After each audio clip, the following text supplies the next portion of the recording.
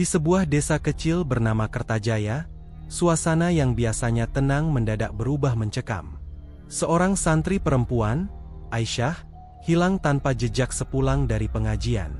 Warga gempar, doa pun dipanjatkan, namun bisik-bisik mengerikan segera muncul. Konon Aisyah telah diculik oleh gerombolan preman yang tengah berburu tumbal untuk pesugihan hitam. Malam itu, di sebuah gubuk reot di tengah ladang tebu, ritual gelap dimulai. Lilin hitam menyala, kemenyan dibakar, darah ayam hitam disiram ke tanah. Aisyah yang tak berdaya hanya bisa berzikir lirih, sementara 17 preman bersorak menunggu kekuatan gaib turun. Tapi mereka lupa, desa Kertajaya bukanlah tempat yang bebas bagi keserakahan. Ada seorang penjaga, seorang kiai sepuh yang disegani, yang ilmunya diwariskan dari generasi ke generasi. Malam itu, Kiai Sakti turun tangan. Dengan doa, tongkat kayu jati, dan ajian pamungkas Brajamusti, ia datang bukan sekadar untuk menyelamatkan muridnya, tapi juga untuk menunjukkan bahwa kekuatan sejati bukanlah kekerasan atau darah tumbal, melainkan cahaya iman yang tak bisa dipadamkan. Inilah kisah nyata yang diwariskan turun-temurun, tentang bagaimana 17 preman yang berani menantang langit, akhirnya tak berdaya di hadapan doa seorang kiai. Inilah, santri wanita jadi tumbal, preman tak berkutik hadapi Kiai Sakti. Assalamualaikum warahmatullahi wabarakatuh. Selamat datang di channel Cerita Serem. Sebelum lanjut cerita, tulis sholawat dulu di komentar ya, agar kelak kita mendapatkan syafaat di akhirat nanti. Amin. Malam itu, langit desa Kertajaya tampak pekat tanpa bintang. Hanya samar cahaya bulan separuh yang tertutup awan hitam menggantung rendah, menambah kesan suram. Angin bertiup kencang membawa suara dedaunan pisang yang bergesekan di kebun belakang rumah warga. Desa yang biasanya tenang kini dihantui bisik-bisik ketakutan. Seorang santri perempuan bernama Aisyah, 17 tahun, tak pulang dari pengajian sore. Aisyah dikenal sebagai santri teladan di pesantren Al-Maun, tempat mengaji dan belajar kitab kuning di bawah asuhan Kiai Sakti. Wajahnya yang lembut selalu dihiasi senyum, tutur katanya santun, dan rajin membantu teman-temannya. Malam itu seharusnya ia pulang bersama rombongan santri lain, tapi entah mengapa ia memilih lewat jalan pintas melewati kebun tebu menuju rumah. Sejak saat itu, jejaknya hilang. Beberapa warga mencoba mencari dengan membawa lampu petromax, menyusuri jalan setapak hingga pinggiran sawah. Namun yang mereka temukan hanyalah selembar sajadah kecil milik Aisyah, tergeletak di tanah berlumpur. Bau menyengat dari kemenyan samar-samar masih tercium di sekitar lokasi. Para warga mulai berbisik ketakutan, karena sejak lama memang beredar kabar bahwa gerombolan preman di desa sebelah, pimpinan seseorang bernama Sarman, sedang gila-gilanya mencari tumbal untuk memperkuat pesugihan baru. Kabar itu segera sampai ke telinga Kiai Sakti. Ia sedang duduk di serambi pesantren, memandangi kitab kuno dengan lampu minyak yang temaram. Tatapannya langsung berubah tajam ketika salah satu santrinya melaporkan kejadian itu. Jantungnya berdetak cepat, namun wajahnya tetap tenang. Dalam hati ia tahu, Aisyah sedang berada dalam bahaya besar. Ia pun beristighfar pelan, menundukkan kepala sambil merapal doa, sebelum akhirnya bangkit berdiri dengan gagah meski usianya sudah lebih dari 60 tahun. Sementara itu, jauh di pinggir desa, di sebuah gubuk reot yang berdiri di tengah ladang tebu terbengkalai, Aisyah dalam keadaan terikat. Tangannya dijerat tali kasar, mulutnya ditutup kain lusuh. Matanya sembab penuh air mata. Di sekelilingnya, 17 preman berwajah garang duduk melingkar. Mereka menyalakan lilin-lilin hitam, membakar kemenyan, dan meletakkan sesajen di tengah lingkaran. Sarman, pemimpin mereka, duduk di kursi usang, memegang keris berbalut kain merah. Wajahnya penuh tato, matanya merah karena mabuk arak. Ia berkata lantang kepada anak buahnya, "Malam ini kita akan punya kekuatan baru.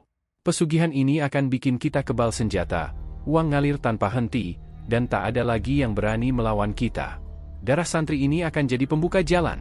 Preman-preman itu bersorak, sebagian meneguk arak, sebagian lainnya menaburkan bunga 7 rupa di atas tanah. Aisyah hanya bisa menangis dalam hati, berdoa lirih menyebut asma Allah, semoga masih ada yang datang menolongnya. Setiap kali Sarman mendekat, ia berusaha berpaling, tak ingin menatap mata bengis yang haus kekuasaan itu. Di luar gubuk, suasana kian mencekam. Angin bertiup kencang membawa bau amis darah ayam hitam yang baru saja mereka sembelih sebagai syarat ritual. Asap mengepul masuk ke sela-sela pohon tebu, membuat suasana makin menyesakkan. Preman-preman itu tak menyadari bahwa ada sesuatu yang lain turut memperhatikan mereka, mata gaib yang sedang dipanggil oleh ritual itu. Di pesantren, Kiai Sakti mengambil wudhu. Setelah itu, ia duduk bersila menghadap kiblat, menutup mata, dan merapalkan wirid khusus yang diajarkan oleh gurunya puluhan tahun lalu. Tiba-tiba ia mendapatkan firasat kuat, sebuah gambaran samar tentang letak Aisyah yang sedang diikat di dalam gubuk gelap. Tubuhnya bergetar, namun ia tahu ini adalah panggilan untuk segera bergerak. Kiai Sakti lalu mengambil tongkat kayu jati tua yang selalu ia bawa. Tongkat itu bukan sembarangan, konon telah diwariskan turun-temurun dari kiai pendahulu yang juga pernah berhadapan dengan para dukun hitam. Dengan langkah perlahan namun mantap, ia keluar dari pesantren menuju arah ladang tebu. Beberapa santri muda ingin ikut, tapi ia menahan mereka. Ini bukan perkara biasa. Doakan saja dari sini, jangan ikut. Jika Allah menghendaki, Aisyah akan kembali dalam keadaan selamat, katanya tenang. Di gubuk, ritual semakin panas. Sarman mulai membaca mantra pesugihan dengan suara lantang. Preman-preman lain ikut menghentakkan kaki ke tanah. Lilin-lilin bergoyang seiring angin aneh yang berhembus.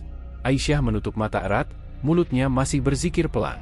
Namun tiba-tiba, ia merasa seolah ada cahaya putih yang menenangkan menyelimuti tubuhnya.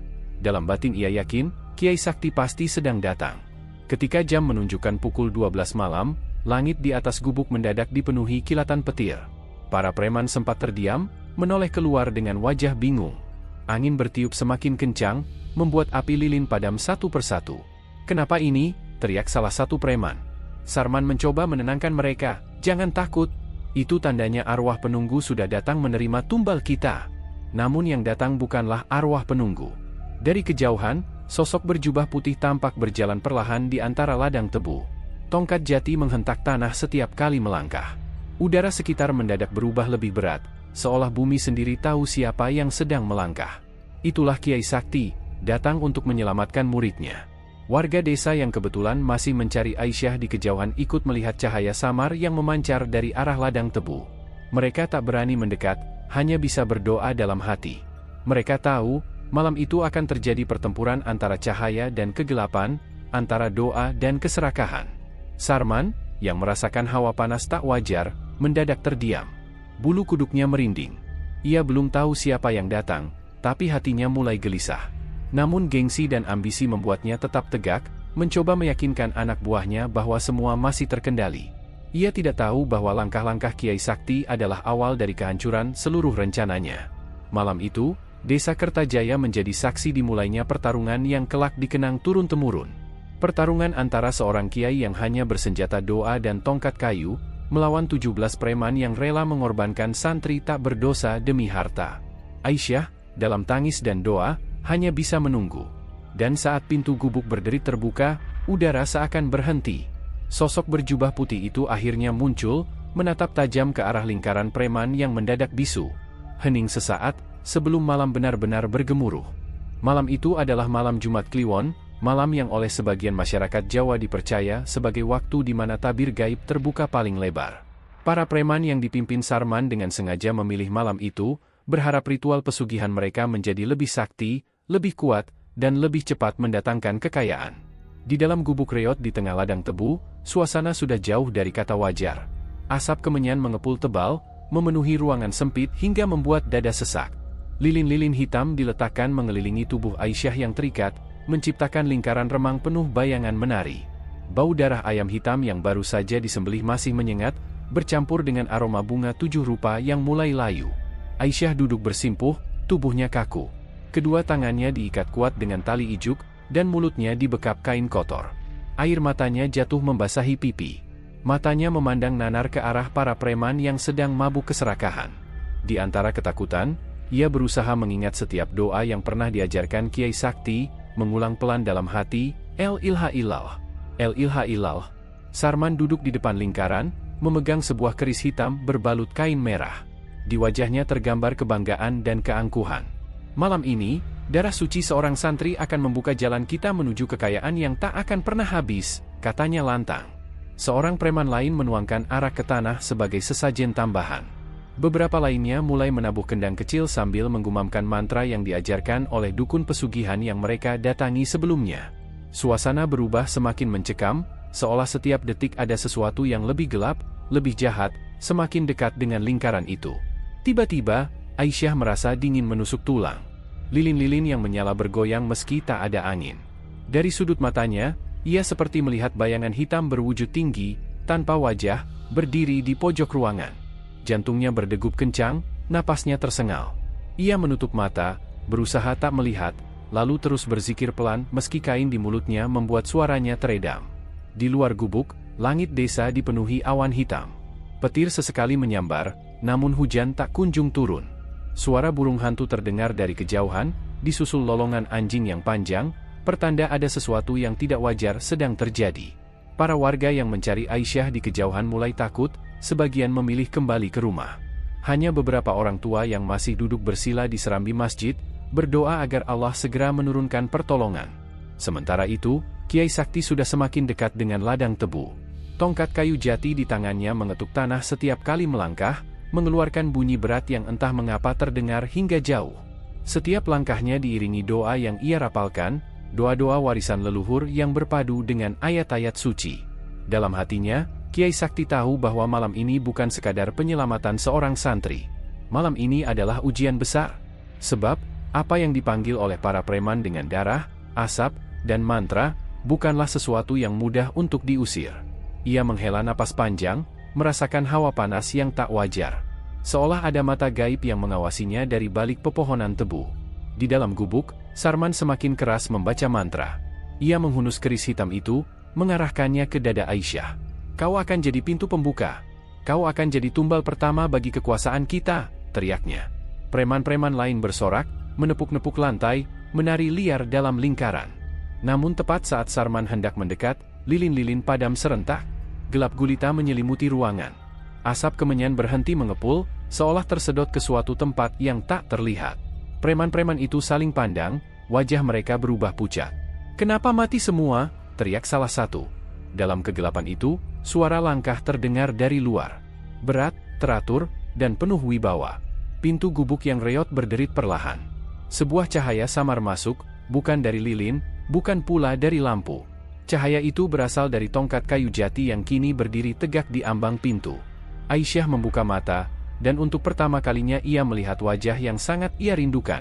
Wajah Kiai Sakti, dengan sorot mata tajam namun menenangkan. "Kalian berani sekali," suara Kiai Sakti menggema, pelan tapi menembus hati. "Mengorbankan seorang santri hanya demi harta yang tak pernah akan kalian bawa mati." Preman-preman itu kaget, sebagian mundur ketakutan. Namun Sarman tertawa keras, berusaha menutupi kegugupannya. "Hahaha, Kiai tua, kau pikir bisa hentikan kami?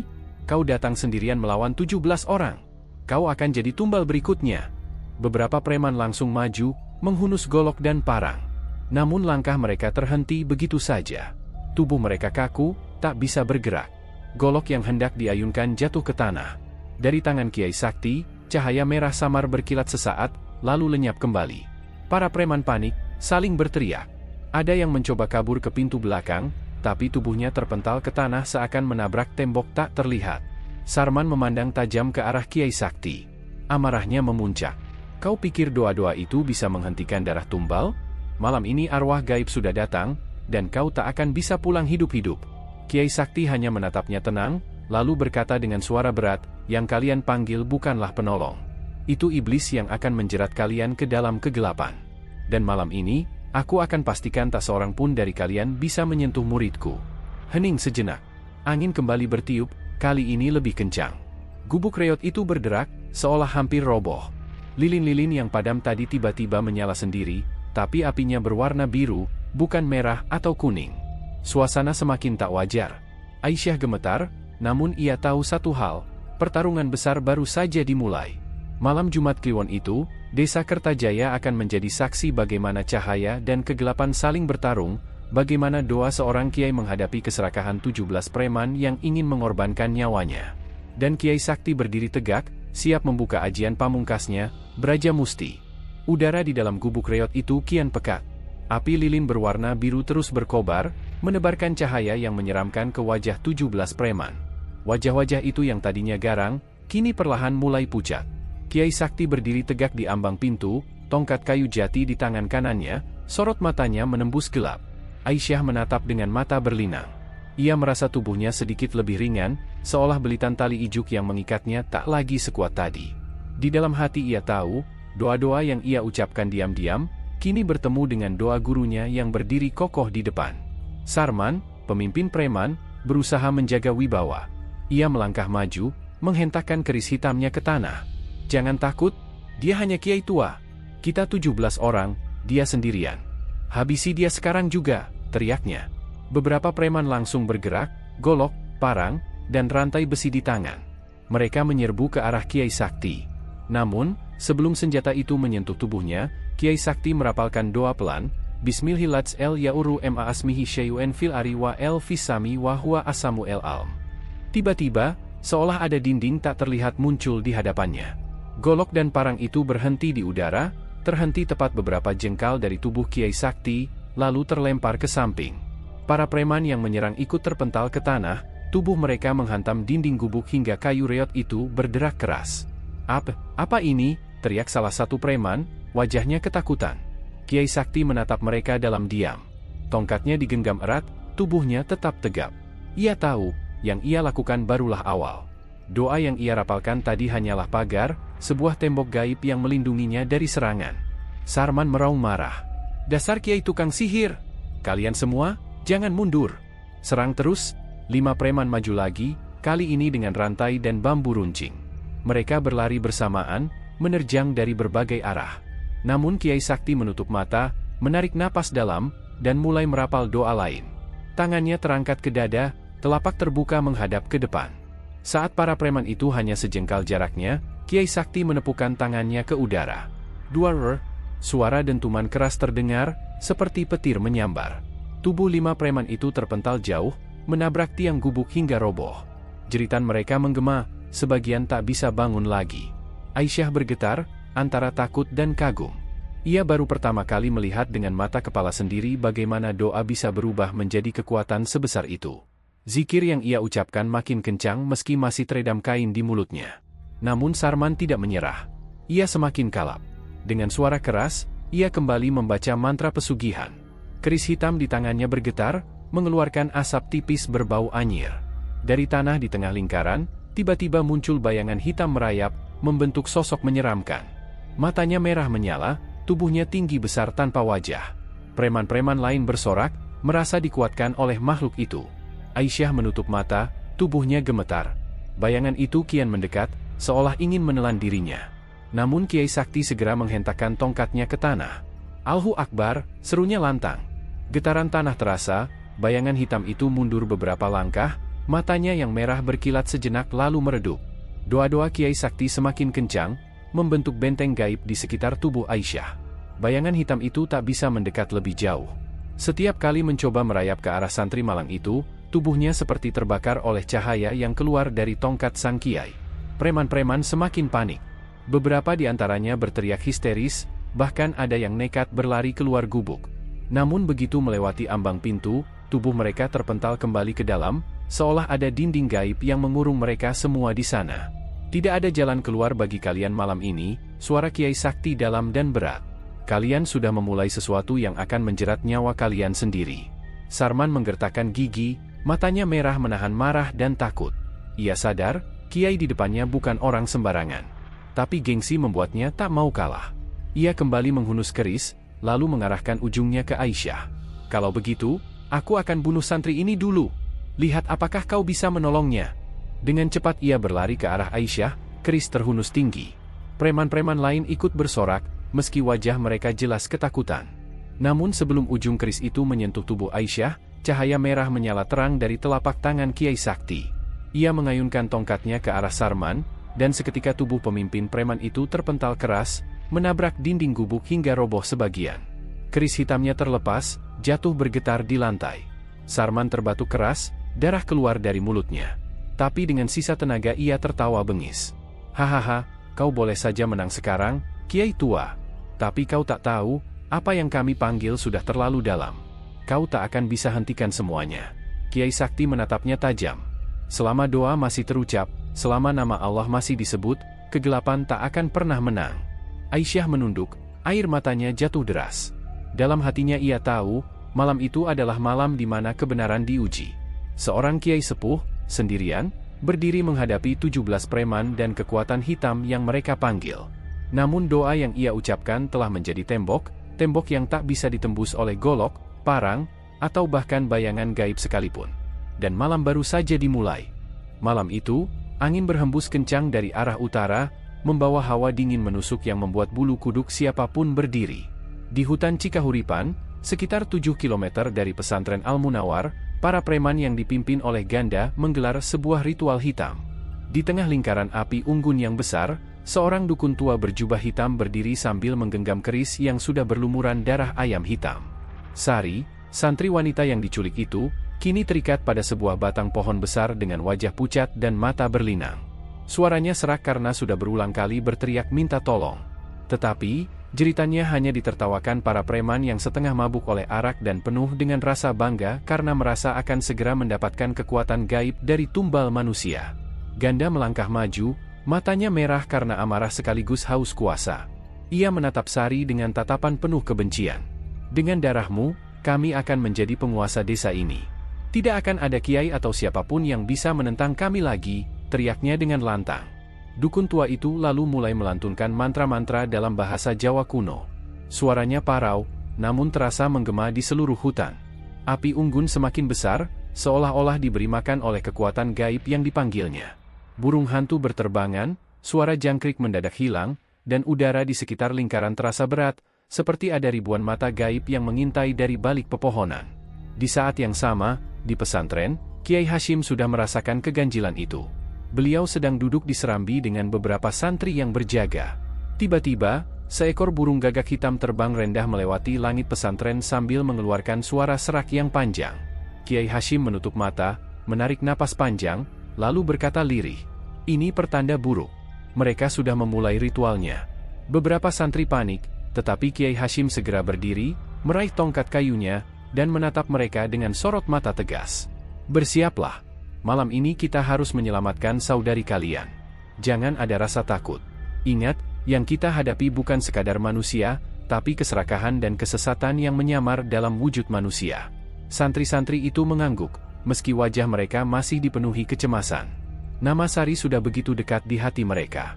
Kehilangan satu santri bagaikan kehilangan satu keluarga. Kembali ke hutan, ritual semakin menjadi-jadi.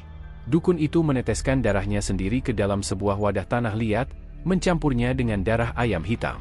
Kemudian ia menodai kening Sari dengan cairan merah pekat itu. Sari menangis terseduh, tubuhnya gemetar hebat. "Bereskan sekarang, guru," seru Ganda dengan penuh nafsu. Dukun itu mengangkat kerisnya tinggi-tinggi, siap menorehkan ke tubuh Sari. Tetapi sebelum bilah keris itu mengenai kulitnya, tiba-tiba api unggun bergetar dan angin kencang berputar membuat semua orang terpental beberapa langkah ke belakang. Sebuah cahaya terang muncul dari arah pepohonan, disertai suara langkah kaki yang mantap. Sosok berjubah putih muncul, tongkat kayu di tangannya memancarkan kilatan cahaya kekuningan. Dialah Kiai Hashim, bersama beberapa santri lelaki yang berani ikut menyusup ke dalam hutan. "Berhenti sekarang juga, Ganda," suara Kiai Hashim menggema keras, penuh wibawa. Para preman terkejut, sebagian gemetar, sebagian lagi mencoba menutupi ketakutan mereka dengan tawa mengejek. "Ah, rupanya Kiai tua ini datang sendiri untuk masuk ke dalam perangkap," ejek salah seorang preman. Namun Ganda melangkah maju, menatap penuh kebencian pada Kiai Hashim. "Kiai, kau sudah terlalu lama menghalangi jalan kami. Malam ini, kau akan menyaksikan dengan matamu sendiri bagaimana santrimu menjadi tumbal. Dan setelah itu, kami akan hancurkan pesantrenmu." Kiai Hashim menghela napas panjang, lalu menatap Ganda penuh iba. "Ganda, anakku. Aku masih ingat ketika kau dulu kecil, duduk di serambi pesantren ini belajar mengaji. Apa kau lupa ajaran yang pernah kau hafalkan sendiri? Kau menggadaikan imanmu hanya untuk kekuasaan fana. Kembalilah sebelum terlambat." Ucapan itu membuat wajah Ganda sejenak bergetar, namun egonya terlalu besar untuk tunduk. Ia justru mengangkat senjata tajamnya dan berteriak, "Cukup! Serang dia!" Belasan preman langsung maju menyerbu. Tongkat kayu, golok, bahkan rantai besi diayunkan ke arah Kiai Hashim.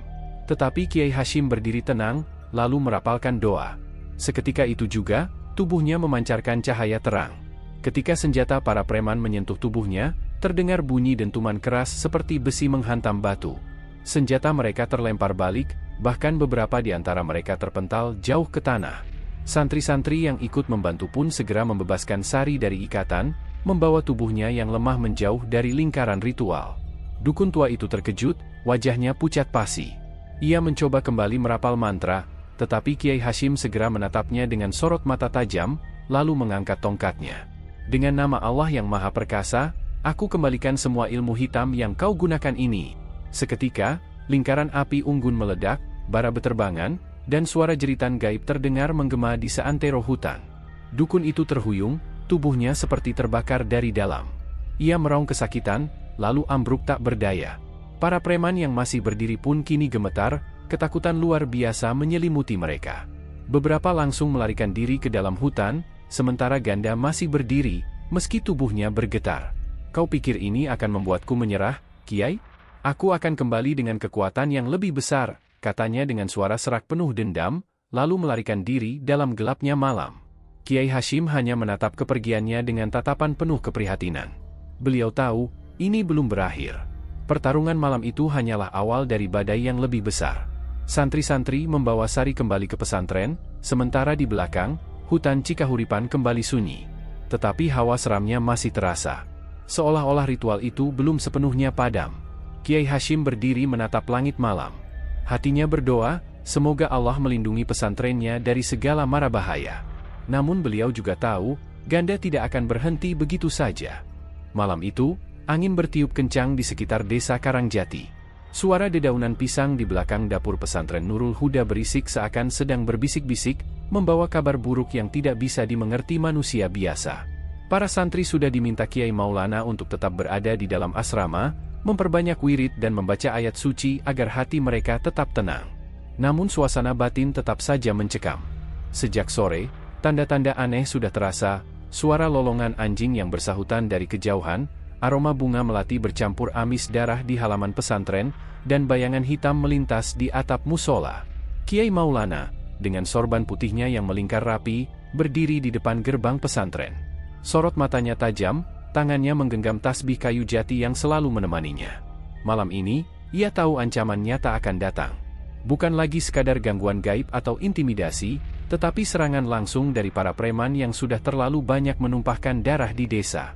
Aisyah, salah satu santri wanita yang sebelumnya sempat menjadi target penculikan, berdiri di samping Kiai dengan wajah pucat.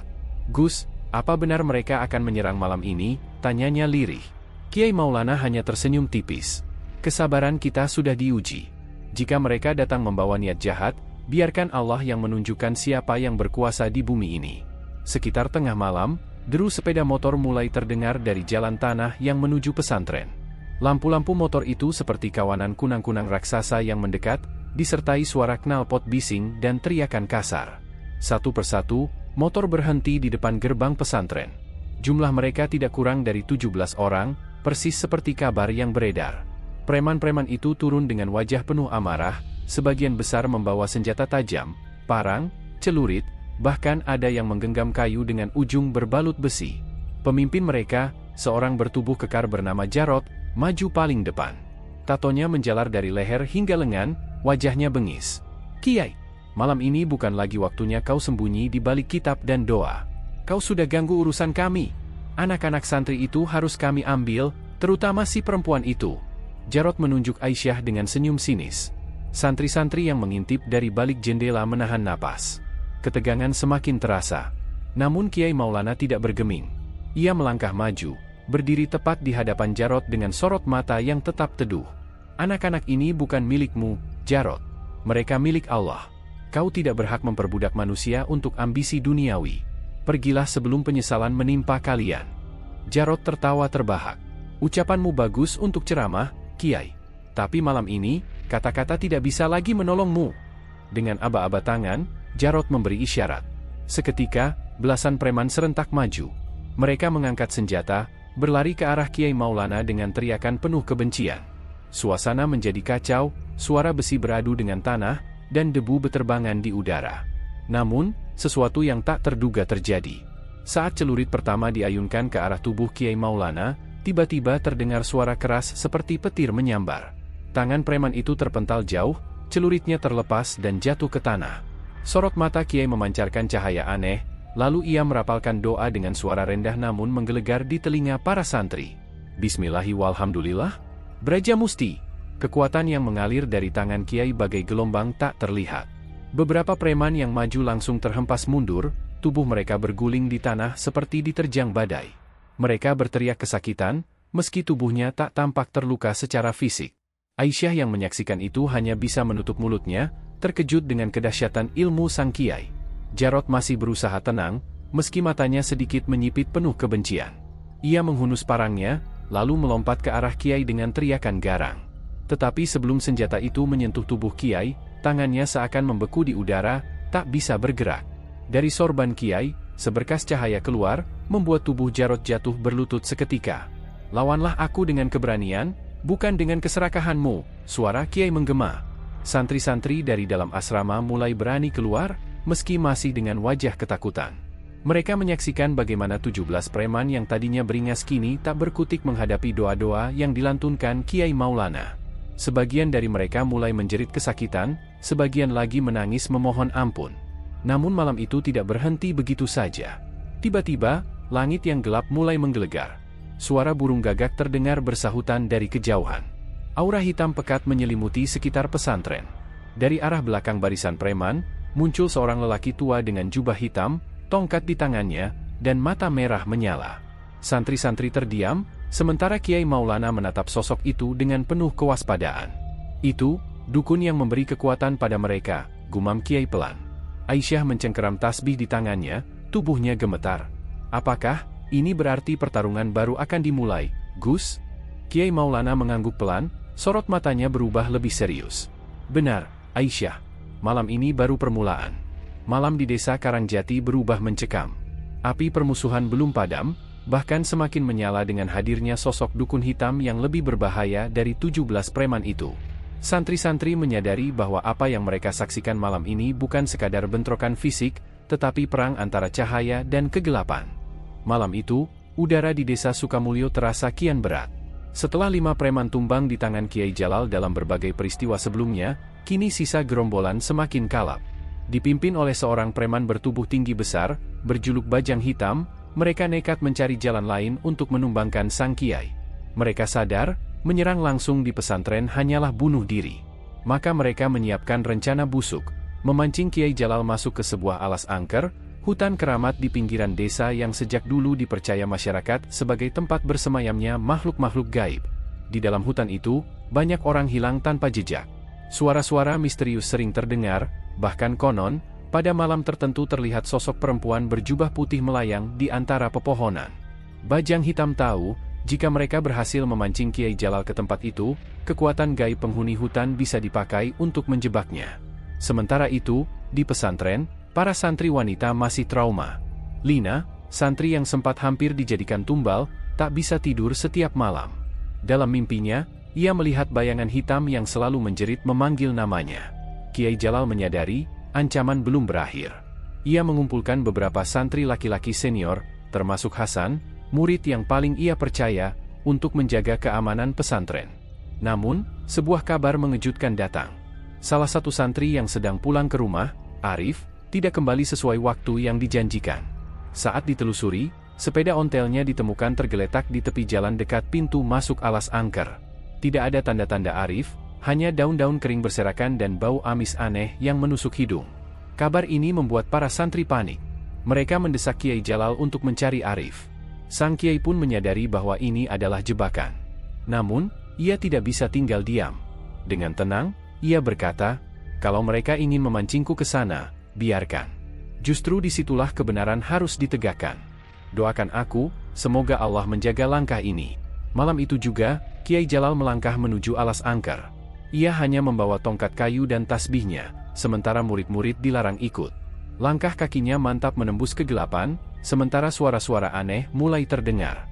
Angin berhembus kencang, dedaunan bergesekan seperti bisikan gaib yang menertawakan. Di dalam hutan, Bajang Hitam dan 6 preman lainnya sudah menunggu.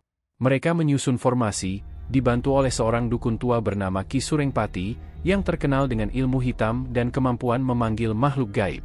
Ki Surengpati membawa kendi berisi darah ayam hitam, yang kemudian ia percikan ke tanah sambil membaca mantra. Suasana mendadak berubah semakin mencekam. Pohon-pohon bergetar tanpa angin, dan suara jeritan perempuan terdengar di kejauhan. Begitu Kiai Jalal tiba, Bajang Hitam tertawa keras. "Akhirnya kau datang juga, Kiai? Malam ini, tak ada lagi yang bisa menyelamatkanmu." Namun Kiai Jalal hanya menatap tenang. Tasbihnya berputar di jemari, mulutnya berzikir pelan. Ki Surengpati kemudian menancapkan keris ke tanah, memanggil sosok hitam besar menyerupai raksasa. Makhluk itu melangkah dengan tubuh membara, matanya merah menyala, sambil mengaum menggetarkan bumi. Para preman bersorak, merasa kemenangan di depan mata. Tapi Kiai Jalal tidak gentar. Ia mengetukkan tongkatnya ke tanah 3 kali. Suara dentuman bergema, lalu cahaya biru keluar dari tubuhnya. Dengan lantang ia mengucapkan doa perlindungan, dan cahaya itu seketika membentuk perisai besar. Makhluk hitam itu mencoba menyerang, namun setiap kali menubruk perisai, tubuhnya terhempas seperti terbakar. Ki Surengpati semakin geram. Ia merapal mantra lain, memanggil belasan kuntilanak yang bergentayangan dari balik pohon. Suara tawa mereka memekakkan telinga. Rambut panjang berkibaran, kuku-kuku tajam mengarah ke tubuh Kiai Jalal. Namun sang Kiai menutup mata, menarik napas panjang, lalu melafalkan ayat kursi. Begitu ayat itu selesai, cahaya putih meledak dari tongkatnya, membakar makhluk-makhluk gaib itu menjadi asap hitam. Jeritan mereka menggema sebelum akhirnya lenyap di telan bumi. Melihat itu, Bajang Hitam tak sabar lagi. Ia sendiri maju, menghunus golok besar yang sudah ditempa dengan jimat kebal. Ia menyerang dengan kecepatan luar biasa, tapi Kiai Jalal bergerak ringan, seolah tubuhnya tidak tersentuh bumi. Setiap tebasan golok hanya mengenai udara kosong. Kiai Jalal kemudian melafalkan doa khusus. Telapak tangannya ditempelkan ke dada Bajang Hitam. Seketika tubuh preman besar itu terpental jauh, menabrak batang pohon hingga roboh. Goloknya patah menjadi 2. Bajang Hitam meraung kesakitan, dadanya sesak seolah terbakar dari dalam. Melihat pemimpinnya tumbang, para preman lain mencoba kabur. Tapi Kiai Jalal menancapkan tongkat ke tanah, menciptakan getaran keras. Tanah di sekitar mereka pecah, seolah mengurung kaki-kaki para preman. Mereka jatuh berguling, wajah penuh ketakutan. Ki Surengpati yang masih tersisa mencoba kabur, tapi bayangan hitam besar yang ia panggil justru berbalik menyerangnya. Makhluk itu melilit tubuhnya, lalu menghisap tenaganya sendiri. Jeritan Ki Surengpati mengerikan, sebelum tubuhnya meledak menjadi abu. Setelah semua selesai, suasana alas angker kembali tenang. Angin berhenti, suara gaib menghilang. Dari balik semak, terdengar suara lirih memanggil, "Kiai, itu adalah Arif, santri yang hilang." Tubuhnya terikat dan wajah penuh luka, tapi masih hidup.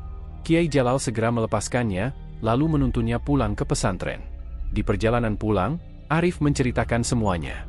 Ia memang diculik dan dijadikan umpan. Para preman sudah berencana mengorbankannya agar Kiai Jalal terpancing masuk hutan. Namun mereka tidak pernah menduga bahwa justru malam itu menjadi kehancuran mereka. Kabar kemenangan Kiai Jalal melawan Bajang Hitam dan Ki Surengpati menyebar cepat ke seluruh desa. Orang-orang yang sebelumnya takut kini mulai berani bersuara. Mereka sadar, keberadaan Kiai Jalal bukan hanya melindungi pesantren, tapi juga menyelamatkan desa dari kegelapan yang selama ini berkuasa diam-diam. Namun, Kiai Jalal tahu, ini belum akhir. Masih ada sisa-sisa gerombolan yang belum tertangkap, dan kemungkinan mereka mencari bantuan dari kekuatan hitam lain. Bagi sang Kiai, perjalanan ini masih panjang. Malam itu, suasana desa Karangjati tidak seperti biasanya. Angin bertiup kencang membawa aroma tanah basah yang menyengat, seolah pertanda bahwa ada peristiwa besar yang akan terjadi. Langit tampak kelabu, diselimuti awan hitam yang menutup bulan purnama. Sesekali suara burung hantu terdengar dari kejauhan, menambah hawa mencekam di seantero desa. Di pondok pesantren, para santri masih gelisah mengingat kejadian beberapa malam lalu, ketika Kiai Ghazali menundukkan 6 preman yang mencoba menculik seorang santri wanita bernama Zahra. Namun, masalah rupanya belum selesai. Kelompok preman yang tersisa, dipimpin oleh seorang lelaki bertubuh kekar bernama Darmo, tengah menyusun rencana balas dendam. Mereka tidak menerima aib yang menimpa rekan-rekannya, dan bersumpah akan membuat pesantren itu hancur. Sementara itu, Kiai Ghazali menghabiskan malam dengan berzikir di musala kecil. Matanya terpejam, tangannya menggenggam tasbih kayu cendana peninggalan gurunya, sementara mulutnya terus melantunkan kalimat-kalimat thayyibah. Tiba-tiba, ia merasakan hawa asing memasuki ruangannya. Aroma amis darah menyeruak, meski tak ada luka terbuka. Dari arah pintu, sesosok bayangan hitam muncul, tinggi, kurus, dan bermata merah menyala. Kiai, darah akan mengalir malam ini. Mereka sudah bersiap di hutan jati. Zahra akan dijadikan tumbal, dan engkau tidak bisa mencegahnya. Suara itu berat, bergema seperti berasal dari dalam sumur. Kiai Ghazali membuka matanya perlahan. Sorot matanya tajam, namun penuh ketenangan. Kau utusan siapa? Jika kau datang membawa ancaman, kembalilah pada tuanmu. Tak ada yang lebih berkuasa selain Allah. Bayangan itu meringis, lalu lenyap begitu saja. Namun pesan yang dibawanya jelas, malam itu, darah akan tertumpah di hutan jati. Rencana jahat Darmo. Darmo dan 7 preman yang tersisa berkumpul di sebuah gubuk reot di tepi hutan. Di atas meja kayu, tersaji sesajen aneh, kepala ayam hitam, kendi berisi darah, dan dupa yang mengepul pekat. Seorang dukun bernama Kijaran memimpin ritual itu. Ia dikenal sebagai orang sakti yang menjual ilmunya kepada siapa saja yang sanggup membayar. Anak gadis itu harus dipersembahkan malam ini. Darahnya akan menjadi penawar aib kalian. Setelah itu, tidak ada satupun kekuatan pesantren yang bisa melawan kalian, ujar Kijaran dengan suara serak. Zahra, yang berhasil mereka culik sore tadi, tampak terikat di sudut gubuk. Wajahnya pucat, matanya sembab akibat tangis yang tak berhenti sejak ditarik paksa dari pesantren. Darmo mendekat, menatapnya dengan tatapan buas. Kiai tua itu mungkin bisa melumpuhkan rekan-rekanku, tapi malam ini, kau akan jadi tumbal. Dan pesantrennya akan kubakar. Zahra hanya bisa memejamkan mata, berdoa dalam hati agar Allah mengirim pertolongan. Gerak langkah Kiai Ghazali. Dari musala, Kiai Ghazali sudah mengetahui letak Zahra ditawan. Dengan langkah perlahan namun mantap, ia berjalan menuju hutan jati. Beberapa santri senior ingin ikut, tapi ia menolak. Ini bukan perkara banyaknya orang. Ini tentang keimanan. Doakan saja dari pesantren, ujarnya. Hutan jati itu terkenal angker. Banyak warga desa yang menghindarinya setelah matahari terbenam. Pohon-pohon menjulang tinggi, batangnya lurus, daunnya bergetar diterpa angin.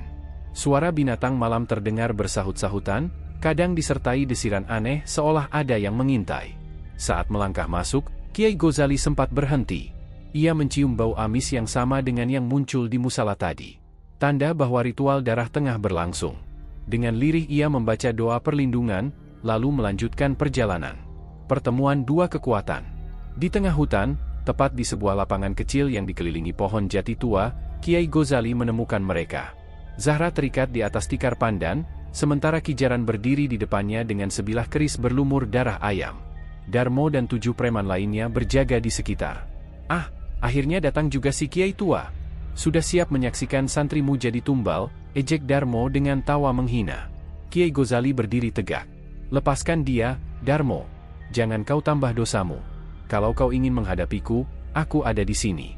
Jangan libatkan anak tak berdosa. Kijaran meludah ke tanah, lalu terkekeh. Kau pikir ajian Brajamusti MU bisa mengalahkan ilmu jagatku? Malam ini, darah akan bicara? Ia menghunus kerisnya, dan seketika angin kencang bertiup dari segala arah. Pohon-pohon berderak, dedaunan berjatuhan seperti hujan. Darmo dan anak buahnya bersorak, merasa berada di pihak yang menang. Namun Kiai Ghazali tetap tenang. Ia merentangkan tangannya, menggenggam tasbih, lalu membaca ayat-ayat suci dengan suara lantang. Cahaya putih perlahan menyelimuti tubuhnya, membuat sosoknya terlihat bercahaya di kegelapan hutan. Pertarungan di hutan jati. Darmo memerintahkan anak buahnya menyerang. 7 preman itu maju serentak, masing-masing membawa senjata tajam. Namun setiap kali mereka mendekat, seolah ada dinding tak kasat mata yang menghalangi. Golok mereka terpental, tubuh mereka terhempas ke tanah. Apa-apaan ini? Dia bukan manusia, teriak salah satu preman. Kiai Ghazali hanya melangkah maju, sementara mulutnya tak berhenti melafalkan doa. Satu persatu preman jatuh tak berdaya, bahkan tanpa ia sentuh. Darmo akhirnya maju sendiri. Dengan tubuh kekar dan golok besar di tangannya, ia berteriak sambil melompat ke arah sang kiai. Namun, tepat ketika goloknya hendak menghujam, Kiai Ghazali mengayunkan tangannya yang berisi cahaya putih. Suara ledakan keras terdengar, dan Darmo terhempas ke batang pohon hingga pingsan. Kijaran, yang melihat murid-muridnya kalah, langsung menghunus kerisnya dan membaca mantra dengan cepat. Dari tanah, muncul asap hitam yang membentuk wujud menyerupai harimau besar. Binatang gaib itu mengaum, menggetarkan hutan. Namun Kiai Ghazali tak gentar. Ia menatap lurus ke arah harimau gaib itu, lalu mengerahkan ajian Braja Musti yang dimilikinya. Tangannya memancarkan cahaya menyilaukan, yang kemudian ditembakkan ke arah makhluk itu. Dalam sekejap, harimau gaib lenyap terbakar cahaya, menyisakan asap tipis. Ki Jaran terhuyung, wajahnya pucat. Mustahil, tak ada yang bisa menandingi ilmu jagatku. Kiai Ghazali mendekat, lalu berkata dengan suara tegas, ilmu apapun tak akan berguna jika digunakan untuk menindas orang lemah. Ilmu sejati adalah menjaga, bukan membinasakan. Ki Jaran terdiam, lalu melarikan diri ke dalam kegelapan hutan. Keselamatan Zahra. Setelah pertarungan itu, Kiai Ghazali segera melepaskan ikatan Zahra. Gadis itu terisak, sujud di tanah, bersyukur karena masih selamat. Bangkitlah, nak. Allah telah melindungimu. Jangan takut lagi, kata sang kiai sambil menepuk bahunya dengan lembut. Mereka kemudian meninggalkan hutan jati, membawa serta Darmo dan preman yang masih hidup untuk diserahkan ke kepala desa. Namun, sebelum keluar dari hutan, Kiai Ghazali sempat menoleh ke belakang. Di kejauhan, ia melihat bayangan Ki Jaran masih berdiri di antara pepohonan, menatap dengan mata penuh dendam. Pertanda bahwa semua ini belum berakhir. Malam itu, angin dingin berhembus menusuk hingga ke tulang. Pesantren kecil Kiai Marzuki kembali diterpa ancaman. Setelah berulang kali dipermalukan, geng preman yang dipimpin oleh Surya dan Jamhari merasa harga dirinya diinjak-injak. Mereka kehilangan banyak orang, banyak kawan yang kini lumpuh atau bahkan meninggal setelah berhadapan langsung dengan kesaktian sang kiai. Namun dendam buta justru membuat mereka semakin nekat. Surya berhasil merayu seorang dukun tua bernama Ki Sarwo, yang dikenal sebagai pemilik ilmu hitam, Rawa Angker. Ilmu itu terkenal kejam, karena bukan hanya bisa melukai tubuh lawan, tetapi juga merenggut nyawa melalui serangan gaib yang tak terlihat. Surya yakin, tanpa bantuan Ki Sarwo, ia dan kelompoknya tak mungkin bisa mengalahkan Kiai Marzuki. Maka malam itu, dengan belasan preman yang tersisa, mereka bergerak menuju pesantren dengan membawa senjata tajam, rantai, hingga botol berisi minyak tanah. Sementara itu, di dalam pesantren, Kiai Marzuki sudah merasakan firasat buruk sejak selepas maghrib. Wajahnya tenang, tetapi tatapannya tajam. Para santri dikumpulkan di musala dan diminta membaca doa dengan suara keras. Santri wanita ditempatkan di ruangan paling dalam dengan penjagaan ketat. Tak ada seorang pun yang boleh keluar. Anak-anakku, malam ini adalah ujian besar. Jangan gentar. Bacalah doa dengan sepenuh hati, karena doa adalah benteng yang paling kuat, ucap Kiai Marzuki dengan suara bergetar namun tegas. Rina, santri wanita yang sebelumnya hampir dijadikan tumbal, tampak ketakutan. Ia masih trauma dengan peristiwa beberapa hari lalu ketika nyawanya nyaris melayang. Namun, ia melihat ketenangan sang kiai, dan perlahan keberanian tumbuh di hatinya.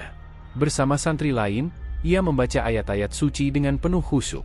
Ketika malam kian larut, suara gaduh mulai terdengar dari luar pagar pesantren. Suara motor berderu, langkah kaki menghentak, dan teriakan kasar memecah kesunyian. "Keluar kau, Marzuki! Malam ini kau akan mati di tangan kami!" teriak Surya dari balik pagar sambil mengacungkan golok berkilat. Para santri berdesakan di balik jendela, menyaksikan belasan orang membawa obor dan senjata tajam. Ada yang ingin lari, ada yang menangis. Namun Kiai Marzuki tetap tenang. Ia berdiri di halaman, hanya berbekal seutas tasbih dan ilmu yang telah ia asah puluhan tahun. Ketika pagar pesantren digedor, Kiai Marzuki mengangkat tangannya, berdoa dalam hati, lalu menghentakkan kakinya ke tanah. Seketika, getaran halus menjalar, membuat beberapa preman terhuyung. Mereka tidak mengerti apa yang terjadi. Ki Sarwo yang berdiri di tengah-tengah gerombolan langsung maju. Matanya merah, bibirnya komat kamit melafalkan mantera hitam. Ia melempar segenggam tanah hitam ke arah Kiai Marzuki. Tanah itu berputar di udara, lalu berubah menjadi bayangan hitam menyerupai ular besar yang meluncur cepat. Santri yang melihat itu menjerit. Namun Kiai Marzuki hanya tersenyum tipis. Dengan tenang, ia merapatkan kedua telapak tangan, membaca doa, lalu melemparkannya ke udara. Tiba-tiba cahaya putih menyilaukan keluar dari tangannya, menghantam ular hitam itu hingga hancur menjadi asap pekat. "Ki Sarwo, kau sesat. Ilmu hitammu akan membawamu pada kehancuran," ucap Kiai Marzuki dengan suara lantang. Ki Sarwo tertawa dingin. "Jangan sombong, Marzuki. Malam ini ilmu Braja Mustimu akan hancur oleh Rawa Angkerku." Pertarungan spiritual pun dimulai. Langit yang semula cerah mendadak diselimuti awan gelap. Angin berputar kencang. Daun-daun beterbangan, seolah alam pun menyaksikan duel dua kekuatan besar itu. Para preman berusaha menyerang santri dengan golok dan rantai, namun tak satu pun bisa menembus pagar pesantren yang kini berkilau cahaya akibat doa para santri. Namun, Surya tak menyerah.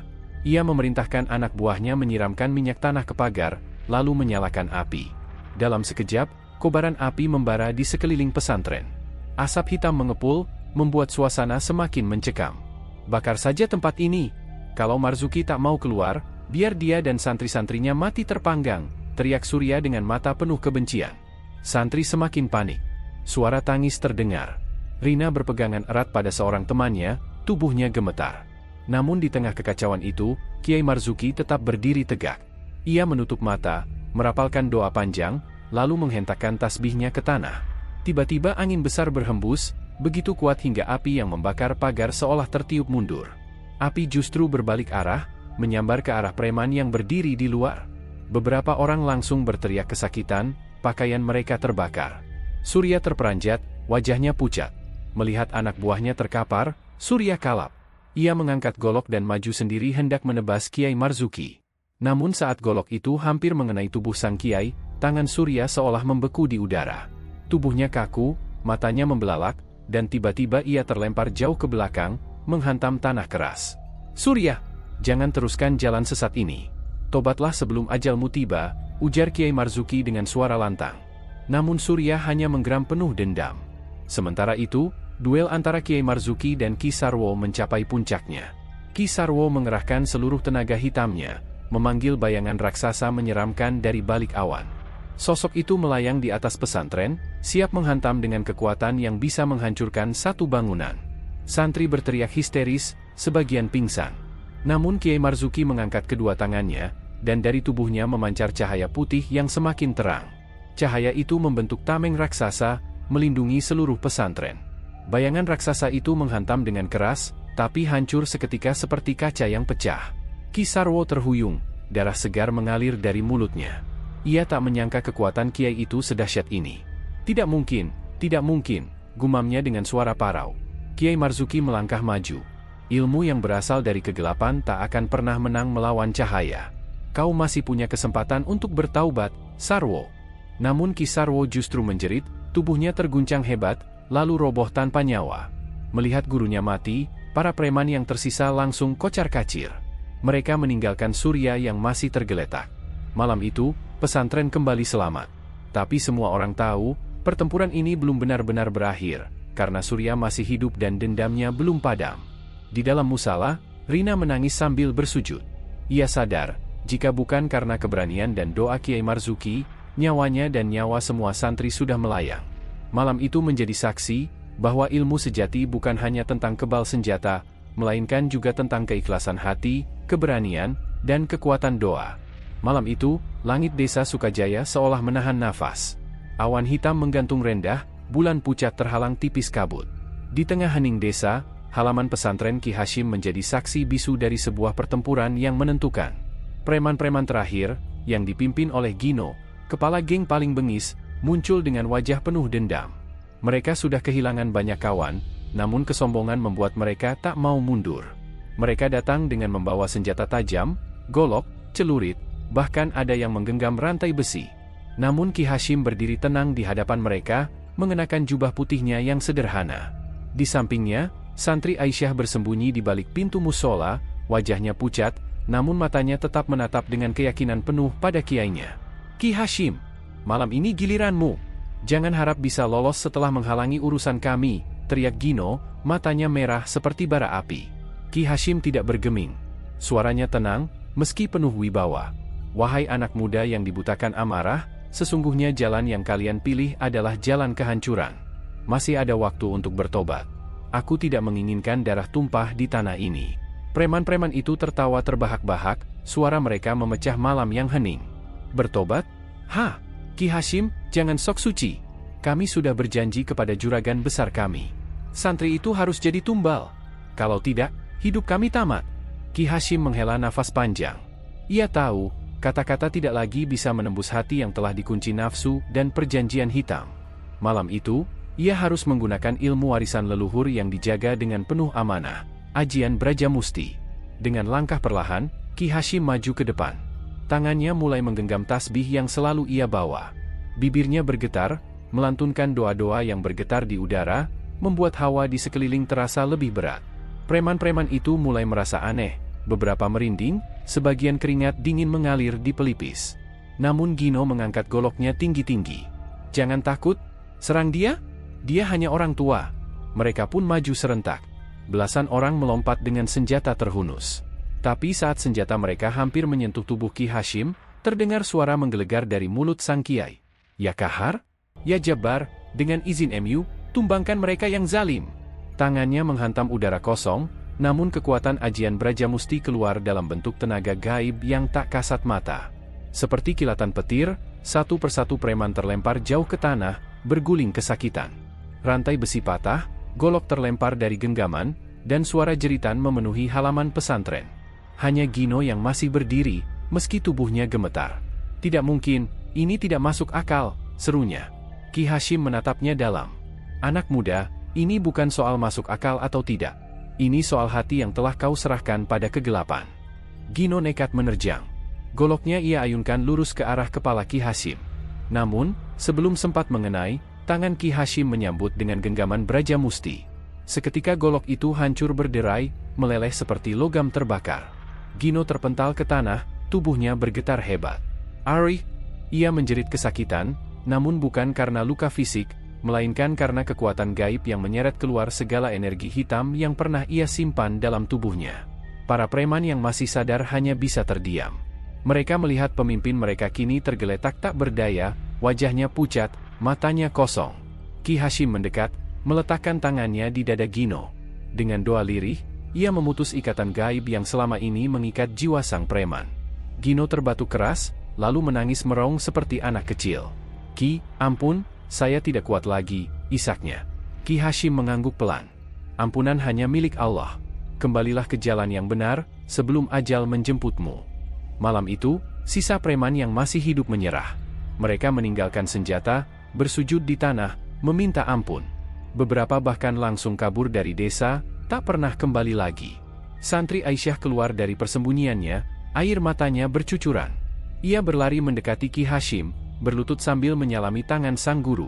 "Kiai, terima kasih, kalau bukan karena panjenengan, saya pasti sudah jadi korban." Ki Hashim tersenyum lembut. "Nak, jangan berterima kasih padaku. Bersyukurlah pada Allah yang selalu menjaga hamba-hambanya." Namun wajah Ki Hashim tampak lelah. Malam itu ia sudah mengeluarkan hampir seluruh tenaga batin. Tubuhnya sedikit goyah, namun ia tetap tegak berdiri.